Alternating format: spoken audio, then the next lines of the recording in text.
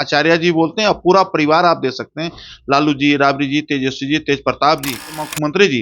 13 करोड़ जनता ने जनादेश 2020 में दिया था और हम लोगों ने मैनिफेस्टो तैयार किया था, वादे करके आए थे जनता से। उस वादे पे हम लोगों ने 2025 में जब जाएंगे उस वादे पे खरे उतरेंगे। घाटे देने का काम करता है जो लोग हमारे देश का पैसा, हमारे राष्ट्र का पैसा लेके जो भागे हुए हैं। भी हमारे तेजस्वी जी जब उप मुख्यमंत्री थे पूर्व में, अभी उन्होंने 1.5 करोड़ रुपया मात्र 3 महीने में दिखाया कि मेरी आमदनी है, इसके कैसे विकास हो, बिहार की कैसे विकास हो। लेकिन उनके कार्यकर्ता जब चारा घोटाला किए हुए हैं, जेल में हैं, जब वो ईडी के सामने जाते हैं तो उनके कार्यकर्ता कहते हैं कि लालू जी आप आगे बढ़ो। हम ईडी और सीबीआई को लेकर तमाम जो विपक्षी दल है वो बीजेपी और उनके सहयोगी दलों को अब घेरने पर लगी हुई है।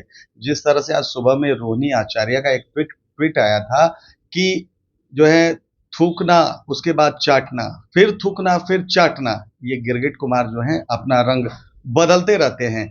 इसी सब मुद्दे पर बात करने के लिए आज हमारे साथ बीजेपी के प्रदेश प्रवक्ता है राकेश जी। राकेश जी, जिस तरह से रोहिणी आचार्य का जो ट्वीट आया है, क्या कहेंगे?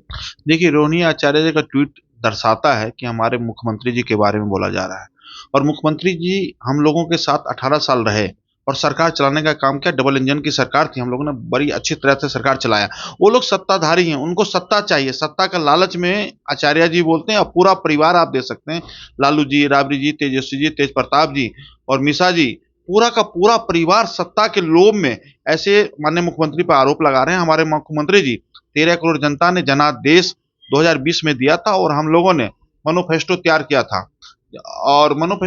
था, जिसमें जनादेश में हम लोगों ने जो वादे करके आए थे जनता से, उस वादे पे हम लोगों ने 2025 में जब जाएंगे उस वादे पे खरे उतरेंगे। और आचार्य जी, रोहिणी आचार्य जी से मैं कहना चाहता हूँ कि हमारे बिहार के मुख्यमंत्री हैं, आपके मुख्यमंत्री हैं, मर्यादा में रहें, मर्यादा में ही बात करनी चाहिए। अच्छा, एनडीए को छोड़कर तमाम वो जो दल हैं उन्हीं के यहाँ आखिरकार ये छापे ईडी और सीबीआई के क्यों पड़ रहे हैं? देखिए, आपने प्रश्न बहुत अच्छा पूछा, क्वेश्चन भी बहुत आपका अच्छा था। मुझे बहुत अच्छा लगा कि आपने इस बात को उठाया, आप अपने चैनल के माध्यम माध्यम से।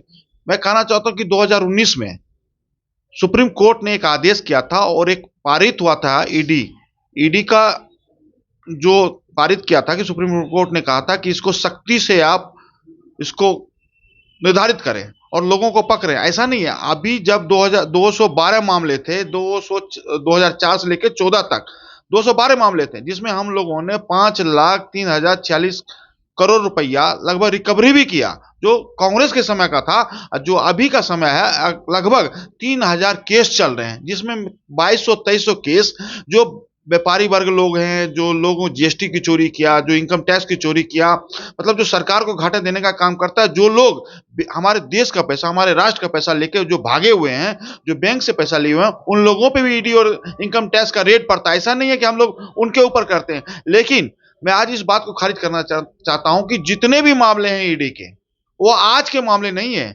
चाहे वो लालू प्रसाद यादव जी का चारा घोटाला का मामला हो, चाहे वो जमीन लेके नौकरी देने का मामला हो 2005 का, वो 2005 का मामला है, आज का मामला नहीं है। तेजस्वी जी के ऊपर जो मामला लगा हुआ है जमीन लेके नौकरी देने का, वो आज का मामला नहीं, पुराने मामले लगे हुए हैं। और मैं अभी एक चीज और बता देना चाहता हूं, अभी हमारे तेजस्वी जी जब उप मुख्यमंत्री थे पूर्व में, अभी उन्होंने 1.5 करोड़ रुपया मात्र 3 महीने में दिखाया कि मेरी आमदनी है। भैया, आपकी तनख्वाह भी उतनी नहीं थी, आपने कैसे 1.5 करोड़ रुपया दिखा दिया कि मेरी आमदनी थी? कहीं ना कहीं इन लोगों को लगता है कि ये लोग भ्रष्टाचारी लोग हैं। ये सिर्फ लोगों को कहना चाहता हूं। और एक बात बड़ा दुख लगता है, हमारे भाजपा के कार्यकर्ता हमेशा तत्पर रहते हैं कि देश का कैसे विकास हो, बिहार की कैसे विकास हो, लेकिन उनके कार्यकर्ता जब चारा घोटाला किए हुए हैं, जेल में हैं, जब वो ईडी के सामने जाते हैं तो उनके कार्यकर्ता कहते हैं कि लालू जी आप आगे बढ़ो, हम आपके साथ हैं। कैसे कार्यकर्ता है? तेजस्वी जी, ईडी पूछताछ करती है तो कहते हैं उनके कार्यकर्ता कहते हैं तेजस्वी जी आप आगे बढ़ो, हम आपके साथ हैं। अरे भैया, घोटाला करके तो आप लोग समर्थन दे रहे हैं, इसका मतलब मानसिकता इन लोगों का है कि भ्रष्टाचारी लोग हैं, देश और प्रदेश को लूटना चाहते हैं। अच्छा, गोपाल मंडल जो जदयू के विधायक हैं वो कह रहे हैं कि तेजस्वी यादव और उनके परिवार को बेवजह फंसाया जा रहा है ईडी। देखिए, गोपाल मंडल जी का बयान नहीं, सुप्रीम कोर्ट का आदेश है। और ईडी तभी पकड़ता है, किसी को ऐसे ईडी नहीं पकड़ता है, एक प्रावधान है। ईडी के पकड़ने से पहले उस व्यक्ति के ऊपर एफआईआर दर्ज होता है, कोर्ट में हो चाहे कहीं पे एफआईआर दर्ज होता है। और ईडी पकड़ के जब मजिस्ट्रेट के सामने पेश होती है तो 164 का बयान होता है। 164 के बयान देने के बाद वो आदमी, उसको गिरफ्त में लिया जाता है और माननीय न्यायालय उसको जेल भेजने का काम करता है या उस पे केस चलाने का मजिस्ट्रेट का आदेश होता है, तब केस चलता है और लोग जमानत में ही बाहर चल रहे हैं। अब देखिए, डबल इंजन की सरकार है बिहार में भी, अब डबल इंजन की सरकार है। वहीं आज वित्त मंत्री जो है निर्मला सीतारमन के द्वारा आज बजट पेश किया जा रहा है। क्या उम्मीद है, बिहार को कुछ सौगातें मिलेंगी?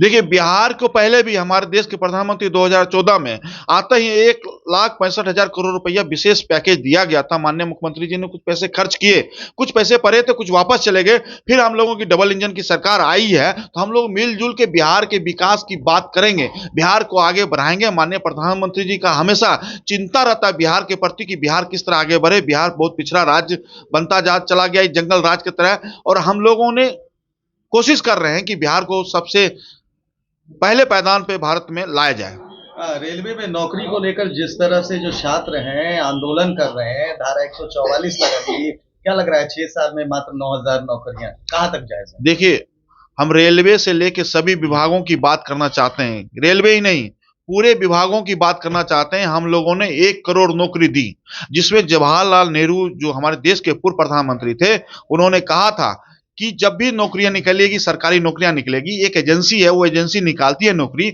उसमें हम लोगों ने 1 करोड़ नौकरी दी, जिसमें आप देख सकते हैं कि 3.5 करोड़ लोग अपना रोजगार भी किया, और उसके अंदर 3.5 करोड़ लोगों में रोजगार के साथ साथ लोग आत्मनिर्भर हुए। यानी 4.5 करोड़ लोगों को हम लोगों ने रोजगार, सरकारी नौकरी, प्राइवेट सेक्टर में काम करने का मौका मिला है।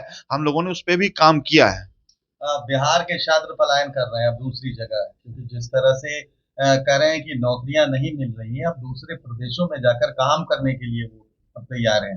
देखिए, इसकी दुर्दशा हम तो पहले से कह रहे हैं कि लालू जी ने 15 साल रहा, उन्होंने क्या इस दुर्दशा को पलायन, जो आज इंडस्ट्री नहीं है बिहार के अंदर, छात्र जो हमारे यहाँ से बिहार से जाते हैं पढ़ने के लिए, कोटा चले जाते हैं या किसी और प्रदेश में चले जाते हैं, वहीं पढ़ते हैं, वहीं जॉब भी मिलता है, जो भी गवर्नमेंट जॉब हो चाहे प्राइवेट सेक्टर में हो, वहीं जॉब मिलता है, वहीं रहते हैं। लेकिन हमारी सरकार अब आई है, हमारे माननीय सम्राट चौधरी जी के नेतृत्व में शिक्षा पे भी काम होगा, हम लोगों ने रोजगार लगाने का भी काम करेंगे। आप देख सकते हैं शाहनवाज हुसैन जी जब थे उद्योग मंत्री, तो उन्होंने इंडस्ट्री लगाने का काम किया था, लेकिन बीच में ही तेजस्वी जी ने किस तरह ललन जी लालू जी के चुंगल में नीतीश जी को ले गए, उनकी मानसिकता भी उनकी कमजोर कर दी, और कहीं ना कहीं वहां से वो बाहर निकले हैं। अब हमारे पास आए माननीय सम्राट चौधरी के नेतृत्व में, अब बिहार बदलेगा। मतलब अब युवाओं को एक मतलब कह सकते हैं एक उम्मीद नजर आ रही है कि अब बिहार में भी अब नौकरियां होंगी, स्वरोजगार जो है सृजित होगा। देखिए, अभी जो नीतीश जी ने नौकरी दी, शिक्षक की नौकरी दी, वो लड़ाई हम लोगों ने 2021 में निकाला था, लड़ी थी, और 2021 में जो विज्ञापन दिया गया तो भारतीय जनता पार्टी की सरकार बिहार में थी, उसी विज्ञापन पे आज तेजस्वी कहते हम नौकरी दिया। अरे भैया, हम लोगों ने विज्ञापन निकाला था, वही नौकरी आपने दिया। आपने कह रहे थे कि हम अपनी पहली कलम से 10 लाख नौकरी देंगे, वो नौकरी नहीं थी। नौकरी 2021 में हम लोगों ने विज्ञापन निकाला था, उसी में उन्होंने नौकरी दी माननीय नीतीश कुमार, इसीलिए उनका पोस्टर नहीं लगाते थे गांधी मैदान के अंदर। आज इस बात को मैं खंडित करता हूं, इसीलिए नीतीश कुमार कहते थे भारतीय जनता पार्टी की देन है, मैं इसका पोस्टर क्यों लगाऊं। कहीं ना कहीं वहां से वो निकले हैं। आप बिहार में रोजगार भी मिलेगा, नौकरी भी मिलेगा, पलायन की रोकने की कोशिश भी की जाएगी। देखिए, राकेश जी ने साफ कर दिया है कि जिस तरह से युवाओं की जो मांग हो रही है नौकरियों की, तो उन्होंने साफ कर दिया है कि जो डबल इंजन की सरकार आई है और उन्होंने पहले भी काम किया और अब भी काम करेगी, युवाओं को बाहर जाने की जरूरत नहीं है, अब पलायन नहीं होगा। कोई भी छात्र यहाँ से पलायन करके, चाहे वो पढ़ाई हो चाहे वो नौकरी मांगने के लिए, बाहर नहीं जाएंगे। अब डबल इंजन की सरकार जो है, मैं आपको बताऊं कि नीतीश कुमार फिर से एक बार 9वीं बार मुख्यमंत्री पद की उन्होंने शपथ ली है। साथ ही साथ जो सम्राट चौधरी हैं, उन्होंने उप मुख्यमंत्री पद की शपथ लिया। उन्होंने साफ कर दिया है कि अब बिहार में जो है बहार एक बार फिर से आएगी और फिर से युवाओं के भविष्य को देखकर जो नौकरियों की है बौछार की जाएगी। बने रहिए हमारे साथ और देखते रहिए नेशन सिटी लाइव।